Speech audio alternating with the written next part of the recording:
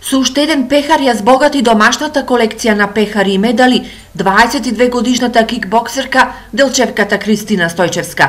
По последните две борби во Босна, каде настапуваше со македонската репрезентација, оваа девојка пристигна дома на заслужен одмор кај своето семејство на кикбоксери. Во првата борба се сретнав со босанка, во втората и финална борба со турчинка, го зедов првото место и го зедов пехарот за најдобар техничар во лоу-кик. Двете борби беа одлични, јас сум многу задоволна и од двете. Посебно од финалната борба беше премногу активна, динамична.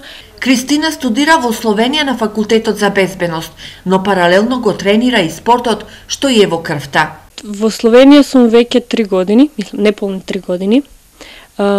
Продолжив со тренинзите и на моја среќа тренирам во клуб, со тренер, со сите услови што сонував некогаш. Во домот на Кристина се е во знакот на кикбоксот и незината помала сестра се бори во рингот. Има зад себе многу медали и пехари, но и е тренер во Делчевскиот клуб АС, а веќе нивното 8-годишно братче Павел тргна по нивните стапки. Кикбоксот стана популарен веќе спорт. Војчињата дознаваат дека кикбоксот не е толку страшен спорт, опасен, туку гледаат дека формата на телото може да се обликува лесно со овој спорт. Јас сум учествувала во Скопје, во Штип и во Босна. Имав 4 златни медала и 1 бронзен.